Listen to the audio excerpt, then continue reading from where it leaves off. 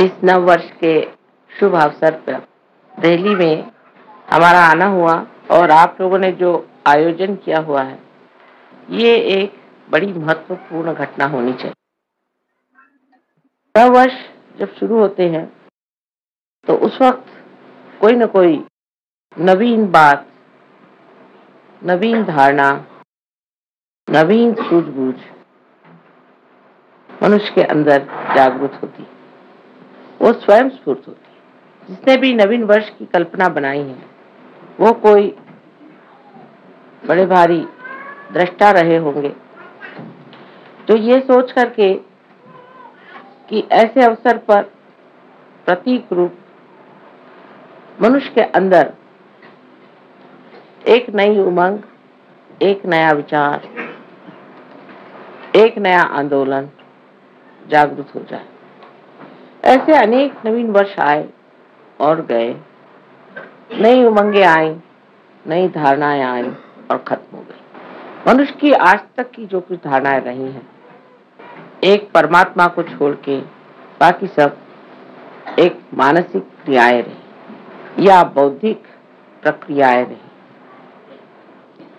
मनुष्य अपने बुद्धि से जो भी ठीक समझता था, उसका आंदोलन एक नवीन कल्पना समझ करके चला था। वो आंदोलन कुछ दूर तक जाके फिर न जाने क्यों हठात उसी विशेष व्यक्ति को और उसी समाज को या उस समय में रहने वाले लोगों पर आघात करता। इसका कारण क्या था, ये लोग नहीं समझ पाते, लेकिन आज हमें इसका साक्षात बहुत ज्यादा अधिक स्पष्ट रूप से हो रहा।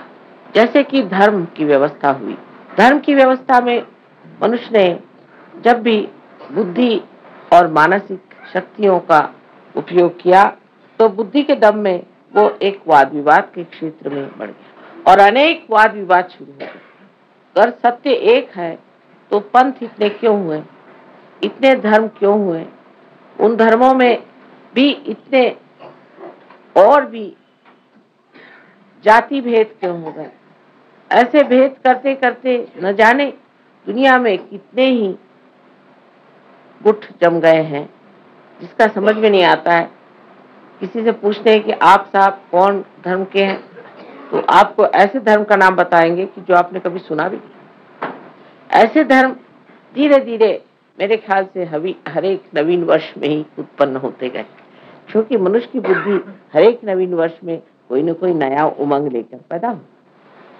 इसी प्रकार हमारे बुद्धि से राजनैतिक क्षेत्र में भी बहुत सी नई नई उमंगें आई और मनुष्य ने नई नई बातें निकाली। जैसे शुरुआत में माना गया कि चलो एक राजा ही रहे तो अच्छा है, राजा सबको समझ लेगा और राजा से ही सबको बड़ा लाभ होता है।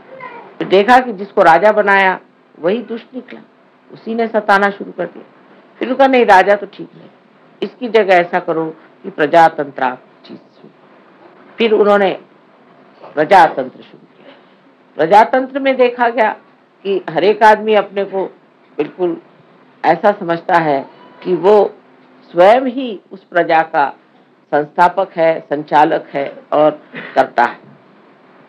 अब आप देख रहे हैं कि अमेरिका में कितना आतंक मचा, किस कदर हिंसाचार वहां चढ़ा। अगर पढ़ते हैं तो आश्चर्य होता है कि इस प्रजातंत्र का हाल ऐसा क्यों हो गया, ये तंत्र सारा गड़बड़ क्यों। वही हाल बाद में अब कम्युनिज्म जो आया, वो उसकी एक समझ लीजिए कि दूसरी एक नवीन उमंग लेकर के संसार में आया कि अब हम एक नया ऐसा संसार बसाएंगे कि जिसमें सब मनुष्य में समानता आ जाए, उनमें कोई भी तरह का फर्क न रहे, खाने पीने में हर चीज में एक जैसा हो जाए और उसके अलावा उसको कोई स्वतंत्रता नहीं है। अगर वो स्वतंत्र हो गया तो स्व के तंत्र में वो गड़बड़ हो जाता है, इसलिए उसकी स्वतंत्रता हटा दी जाए। क्योंकि मनुष्य को जब एकदम मूर्ख समझा जाए तभी ऐसा हो सकता है। फिर मनुष्य मूर्ख नहीं है, वो तो हर जगह उसको आप जितना दबाएगा उतना वो खोपड़ी पे चढ़ेगा। तो ये भी चीज कुछ बन नहीं पड़ी, वो भी नहीं बनी, ये भी नहीं बनी। इस तरह से जहां देखते हैं वहीं आतंक है। धर्म के मामले में तो आप देख रहे हैं कि किसी के धर्म की हालत देख करके लगता ही नहीं कि परमात्मा भी कोई चीज हो सकती जो एकमेव हो, वो केवल हो, इसके लिए सब लोग आपस में सर काट रहे हैं, सबको मार डाल रहे हैं। तो ये कारण क्या है? जब चीज आपकी एक बहुत ही ज्यादा सुष्ट रूप से नवीनतम संसार में आई है, तो इस नवीनतम चीज में और इस नाविन्यपूर्ण चीज को इस कदर गंदी, मैली, कुचैली करके क्यों संसार में आंखों में नजर आ रही है, उसका ऐसा हाल क्यों हो रहा है? क्या वजह है कि जो चीज इतनी उदात्त, महान, और उसको शुरू करने वाले भी बड़े महान और उदात्त रहे हैं, वो सब के सब जा करके आज कहाँ पहुंच गए? जैसे अमेरिका में मैं सोचती हूँ कि बहुत बड़े इंसान हो गए, जिनको हम कहते हैं अब्राहम लिंकन, बहुत बड़े आदमी थे, रियलाइज सोल थे, उन्होंने सीधी चीज, इतनी बढ़िया चीज संसार में ला दी, इतना बड़ा काम कर दिया, लेकिन अब जो है वहां देखते हैं तो सोचते हैं जो उन्होंने किया था पता नहीं उसको किस तरह से इन लोगों ने एकदम विद्रूप और कुरूप करके रख दिया। एक ये बात हो गई। दूसरे अगर आप देखिए तो कम्युनिज्म भी जिस लेनिन और मार्क्स ने बनाया था वो भी रियलाइज सोच थे, उन्होंने भी जो सोचा था वो भी हितकारी चीज थी, वो हित के जगह अब सबका ही थी। और क्या धर्म के भी जो जो संस्थापक हुए सब भी बड़े उदात्त और बहुत महान लोग थे, और उनको भी कोई कह नहीं सकता, उनकी तरफ कोई निर्देश करके नहीं कह सकता कि इन्होंने कोई गलत काम किया हो या इन्होंने कोई गलत धारणा से चीज को, ऐसी बात नहीं। लेकिन आखिर आगे जाकर के वो चीज ऐसी क्यों? हीरा जो था वो जाकर के कीचड़ में कैसे मिल गया? हीरा तो जहाँ है हीरा ही रहना चाहिए, लेकिन ये तो हीरा जो आया सो कूच करके, जैसे उसका बिल्कुल ही तोड़ करके, उसको मरोड़ करके और उसको कीचड़ ही बना। और सभी दूर ये चीजें देख कर बड़ा आश्चर्य होने लगता है कि इस तरह की जितनी भी उदात्त चीजें आई। अब साइंस आया संसार में, लोगों ने कहा अब साइंस आया, अब तो हम लोग के सारे प्रश्न हल हो गए, और उस सब प्रश्न हल होने के बाद में और अब हमें कोई चीज की चिंता नहीं करनी चाहिए और सब चीज ठीक हो जाएगी। सो तो बात नहीं, हमने एक राक्षस बना के रख दिया है, एटम बॉम्ब, हाइड्रोजन बॉम्ब, ये वो अपने खोपड़ी पे खड़े कर दिए। इधर उससे ही बनी हुई ये प्लास्टिक और ये नायलॉन और ये सब इसके पहाड़ के पहाड़ खड़े कर दिए। ये सब चीजें जो सुविधा के लिए बनाई थी इतनी असुविधाजनक हो गई, इनसे दुनिया भर की बीमारियां आ गई, आफतें आ गई। आखिर क्या वजह, क्यों इस तरह से हो गया? ये सब जो चीजें, ये सब हित प्रणीत थी, हित को लेकर थी, हितकारी बनाई गई थी। उसी से मनुष्य की नवीन उमंगे आई, उसी से उसने सोचा कि मानव के उद्धार के लिए चीज बनाई जाए, वही उसके उद्धार की जगह उसको पूर्णतया नष्ट करने की। इसका कारण क्या हो सकता है? कारण यह है कि जैसे श्री कृष्ण ने कहा हुआ है कि मनुष्य की जो धारणा है या मनुष्य का जो विचार है या जो मानव की जो चेतना है वो नीचे की ओर बढ़े और धीरे धीरे वो धूली में मिल जाए। ये उन्होंने कहा नहीं, ये मैं कह रही, क्योंकि आज वो साक्षात है। श्री कृष्ण ने भी जो धारणाएं रखी वो भी धूली में मिल, राम ने जो रखी वो भी धूली में मिल गई। उसके बाद जिन्होंने भी कोई धारणा रखी जो कि बिल्कुल सत्य स्वरूप थी, सत्य का ही अंग प्रत्यंग थी, वो सब धूली में मिल गई। इसका कारण यह है कि जब ये मनुष्य के दिमाग के घड़े में पड़ती है तो उसमें कोई ऐसी विषारू वस्तु है कि जिससे यह सब चीज विष में हो जाती है। ये विषारी वस्तु क्या है जिससे इस तरह का कार्य होता है? वो है इसकी सीमाएं। हर चीज की सीमा होती है, इसी तरह बुद्धि की भी सीमा होती है, और इसीलिए इस सीमा में बंद करके वो चीज घुट करके और नष्ट हो जाती है। जैसे कि अंगूर का सुंदर स्वाद वाला रस भी अगर एक घड़े में बंद कर दिया जाए तो उसमें उसकी शराब बन के उसका नशा चढ़ जाता है। उसी प्रकार मनुष्य के मस्तिष्क में जो कि सीमित है, लिमिटेड है, उसमें ये अनलिमिटेड चीजें डाल देने से एकदम नष्ट हो जाता है। इसका मतलब ये नहीं कि मनुष्य का मस्तिष्क ही कुछ खराब है। इसका मतलब यह है कि ये जो मस्तिष्क है इसकी सीमाएं तोड़नी होगी, इसकी सीमाएं बढ़ानी होगी। मनुष्य की चेतना जो है वो व्यापक करनी है, इतनी व्यापक होनी चाहिए कि उसके अंदर सत्य समा सके और वो खुली होनी चाहिए। इसका लक्ष्य क्या है? उधर ध्यान हमारा हटते जाता है। जब चीज सीमित होती जाती है तो इसका लक्ष्य क्या है, उधर हमारा ध्यान नहीं जाता। हर चीज का लक्ष्य था कि मनुष्य का हित हो। और हित क्या चीज है, इसमें श्री कृष्ण ने बताया है कि हित वो है जो आत्मा का कल्याण करे। अब आत्मा स्वयं ही कल्याणमय है, लेकिन कल्याण करे माने आत्मा से हम लोगों का कल्याण। लेकिन जब आत्मा ही खोया हुआ है तो हमारा कल्याण कैसे हो सकता। आज का जो नवीन वर्ष है ये विशेष बात है, क्योंकि आज की जो बात हम कर रहे हैं, आज का जो हम सहयोग का कार्य कर रहे हैं, ये हम अपने मस्तिष्क को विस्तीर्ण करें, महान करें, जिसको कि श्री कृष्ण ने कहा है कि विराट का स्थान जो है वो इस मस्तिष्क में है। इसके अंदर उसके जड़ें, उन जड़ों को हम जागृत कर रहे हैं।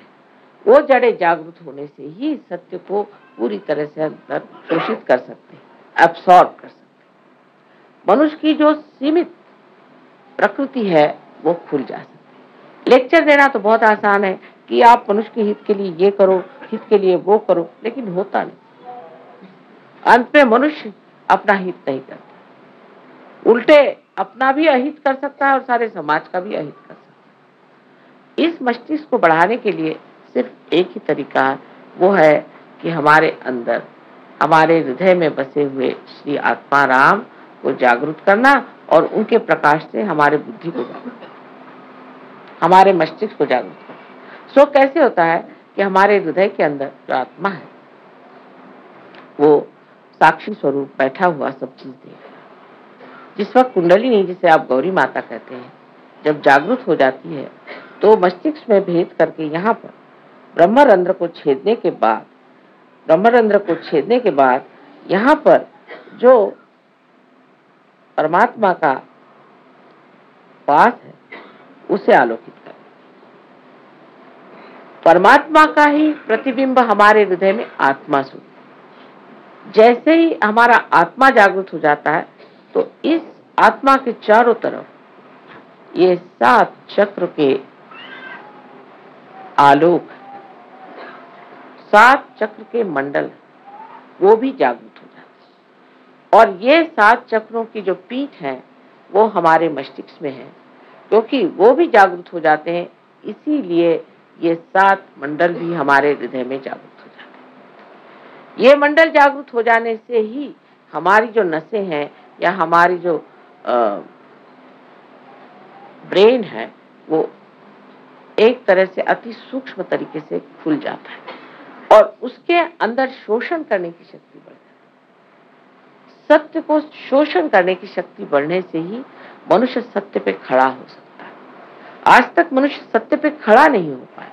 सत्य को सुनता है, जानता है, देखता है, पर उस पर खड़ा नहीं हो सकता। सत्य को आत्मसात करने की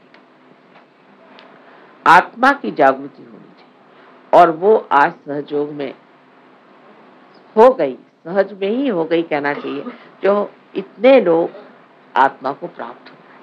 आत्मा को प्राप्त होने से वो शक्ति आपके अंदर जागृत होती है जिससे आप सत्य को आत्मसात कर सकें। जो आज डेमोक्रेसी का सत्य है वो सत्य आपके अंदर जागृत हो गया। माने ये कि दूसरा कौन है,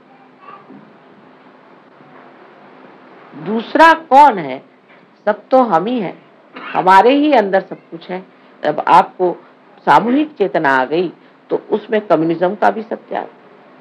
जब आपके अंदर ही आ गए, वो सत्य आप ही के अंदर प्रकट हो रहा है। जब आप उसको देख करके, जान करके कह सकते हैं कि इस आदमी में कौन से दोष है। और जब आप अपने को जानने लग गए, जब आप अपने को देखने लग गए, आप जब अपनी ही स्वतंत्रता को प्राप्त हो गए, तो आप में डेमोक्रेसी का भी जो सत्य है वो भी जागृत हो। तो स्वतंत्रता भी आ गई और एक तरह से पर का तंत्र भी आपके हाथ, दूसरों का जो तंत्र है वो भी आपके हाथ में आ गया और आपकी स्वतंत्रता भी आप जान पड़े, क्योंकि अपना भी स्व का तंत्र आपने। शिवाजी कहते थे स्वधर्म ओळखा, स्व का धर्म जानो। स्व का माने अपने आत्मा का धर्म आप, और आत्मा का धर्म जो है कहने को तो स्व है, लेकिन ये जागत विश्व का, जो विश्व का आत्मा है वही हमारे हृदय में बसा हुआ है।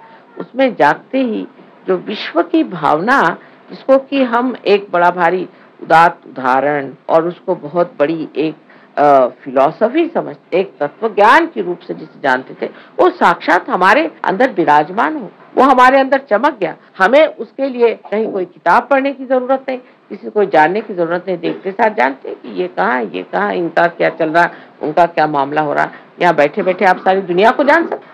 इसमें कोई बड़ी भारी आश्चर्य की बात, कोई विशेष बात नहीं। अगर आप मेरे लिए कहेंगे तो मुझे तो ये लगता है मैंने तो कुछ कहा नहीं, क्योंकि मैं जैसी हूँ सो हूँ ही, वो तो अनादि से ऐसी ही हूँ, तो मेरी कोई विशेषता इसमें नहीं है। विशेषता आप लोगों की, जो आपने इसे जाना, माना और पाया।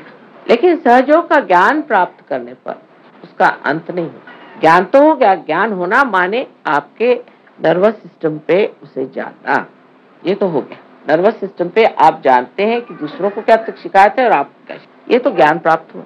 जो लोग उल्टी तरीके से चलते हैं वो सोचते हैं ज्ञान करना माने ये कि हमें बुद्धि से जानना, बुद्धि से हमें जानना है। बुद्धि से जानना माने क्या कि हम अब किताबें पढ़ के जान लेंगे, या हम किसी गुरु के पास बैठ करके जान लेंगे, या किसी के उपदेश सुनने से हम जान लेंगे।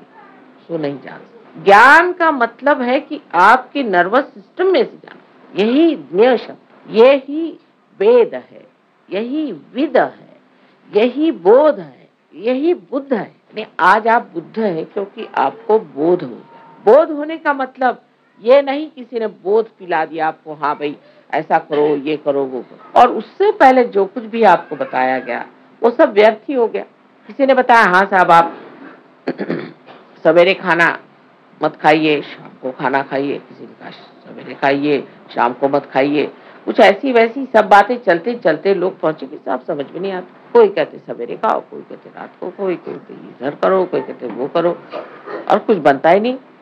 लेकिन जो बोलता है उसके तो कोई चरित्र में विशेषता नहीं आई, उसका तो कोई स्वभाव नहीं बना। तो महावीर जी के इसमें मैं अभी कल ही मुझे ये चीज मिली, महावीर जी ने कहा है कि पहले ज्ञान को प्राप्त। तो सब जितने भी जैन लोग थे उन्होंने सोचा ज्ञान को प्राप्त करना माने किताबें पढ़ो, ये पढ़ो वो पढ़ो, सम्यक ज्ञान फलाना ठिकाना।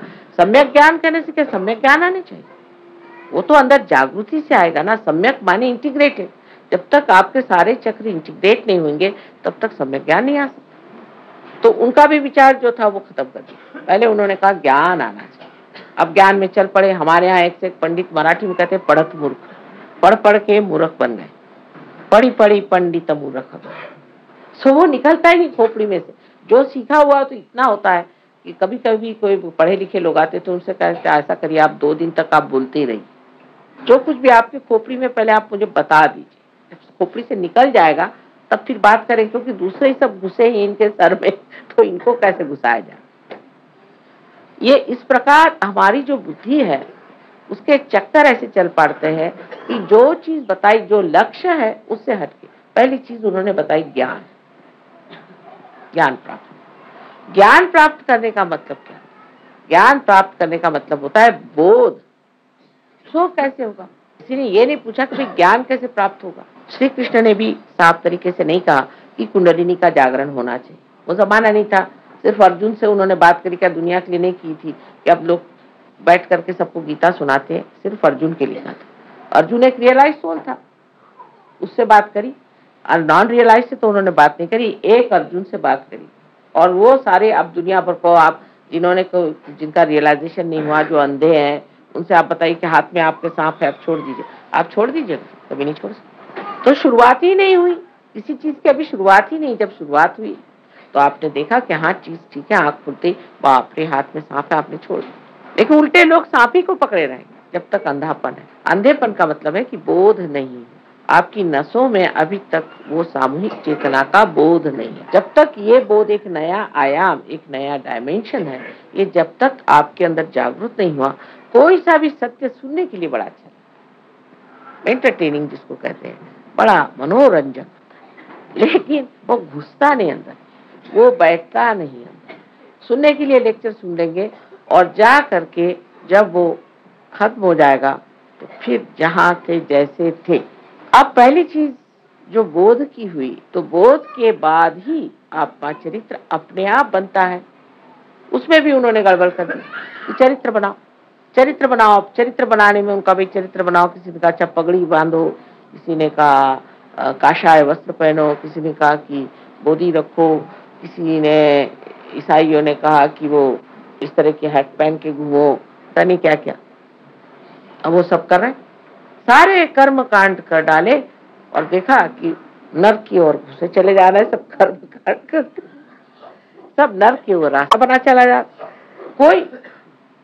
कोई सा भी ऐसा धर्म मैंने आज तक नहीं देखा कि जो स्वर्ग की ओर आरोहण हो रहा, सभी नर्क की ओर सीधे चले जा रहे। ईसाइयों से कहा भाई तुम लोग शराब क्यों पीते हो? तो कहले क्यों साहब, शराब में क्या खराबी है? ईसा मसीह ने शराब बना करके और लोगों को पिलाई थी। मैंने कहा कब बनाई थी? कल एक शादी में गए थे, वहां लोगों को उन्होंने वाइन पिलाई थी। अब हिब्रू भाषा में वाइन कहते हैं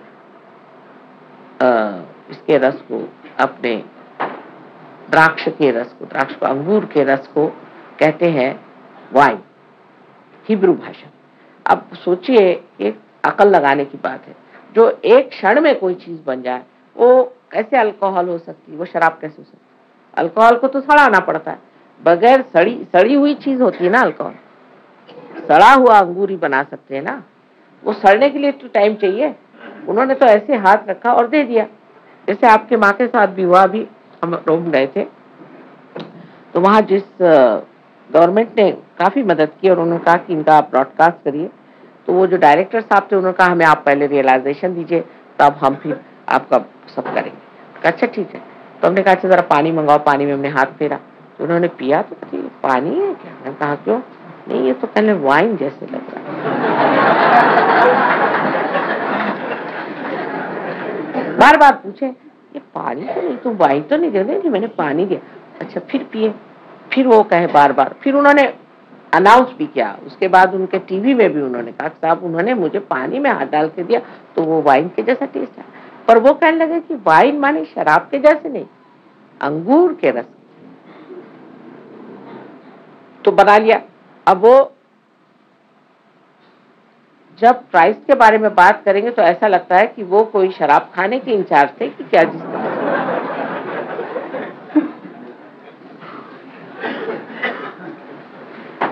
उसी प्रकार हरेक धर्म में, अब सिख धर्म में बताया गया कि आप अपनी रक्षा के लिए कृपाण रखें, इसलिए क्योंकि उस वक्त उन पे हर तरह के आघात होते थे। तो अब वो बंदूक है और साहब तो गोले और दुनिया भर की जितनी भी हिंसाकारी चीजें हैं, यानी हिटलर को वो आजकल पूजा कर रहे हैं, नानक साहब को नहीं कर। हालांकि नानक साहब ने ये भी नहीं कहा था, लेकिन पूरा भी देखा जाए तो कहीं नहीं कहा गया था कि आप तोपखाने रखिए। ऐसी कौन सी आप पे आफत आई? जिस वक्त आफत थी तो उन्होंने सिर्फ कहा था कृपाण रख लो, भगवान के नाम पर काफी। और किसी ने चलाया नहीं कृपाण, किसी ने चलाया नहीं था। रक्षा के लिए से एक प्रतीक रूप से उन्होंने कहा रखी। पहले तो जब हम लोग छोटे थे तो सिख लोग इतना सा छोटा सा रखते थे कृपाण, इतना छोटा। अब देखती हूँ साइज बढ़ते बढ़ते जैसे जैसे दिने दिने बढ़ते सवायो, आजकल यह हालत है कि तोपखाने रखे हो। ये इतनी, हमारी तो अभी जितनी उम्र हुई है इस उम्र में हम ही देख देख के हैरान है कि ये इसका साइज इतने बढ़ते बढ़ते इतना बड़ा क्यों होगा। अब उन्होंने कहा था कंघा रखो, तो कंघी तो छोटी होती होते थे इतनी हो गई, अभी तो दिखाई भी नहीं दी। और ये तोपखाने जो है इतने लंबे लंबे हो। तो ये बुद्धि के चक्कर जो है हमेशा गलत चीज पे क्यों जाते? क्योंकि मनुष्य की चेतना हमेशा नीचे की ओर जाती। लेकिन सहजों के बाद आपको चरित्र अपना बनाना ही पड़े। अब कोई कहेगा कि नहीं साहब हम तो नहीं बनाते, चल नहीं सकता, अपने आप बनते जाए। ये आपकी कुंडली नहीं, आपको बनाते ही जाए, धीरे धीरे धीरे धीरे आपको वैसे बनना ही पड़ेगा। वो कहेगी कि अच्छा नहीं बनते हो तो चलो इस तरह से, वो टेढ़ी उंगली घी भी निकाल लेगी, वो आपको इस तरह से बना के रख देगी कि आप कहेंगे कि हार गए बाबा जो कहो। एक साहब थे तो वो उनका दूसरे दिन ही शराब वराब सब छूट गया। उसके बाद वो गए जर्मनी, उन्होंने कहा थोड़ी सी चख तो ले, यहाँ की मुझे बड़ी पसंद थी वाइन, क्या लगती है। वो कहते कि मैंने जो पिया तो उसके बाद माँ इतनी मुझे उल्टियां आई। मैंने कहा क्यों? कल ऐसे लगे कि मैंने जैसे कोई सड़ा हुआ बुच खा लिया। तुमने सड़ा हुआ बुच कभी खाया था क्या? तो कह ले नहीं, जब हम लोग डॉक्टर है ना, कभी बुझ खोलते हैं तो उसकी स्मेल जो आती, मैंने सोचा कि वो सारा मैंने खा लिया। और उल्टी पे उल्टी, उल्टी पे उल्टी, कह ले मेरे खून निकल आया, इतनी उल्टियां हुई। मैंने कहा कान पकड़े, आज से कभी नहीं छूंगा ये शराब। मैं तो कुछ नहीं कहती ना, मैंने उल्टी करवाई, लेकिन आप ही स्वयं साक्षात सत्य पे खड़े हैं, उसे मैं क्या करूं?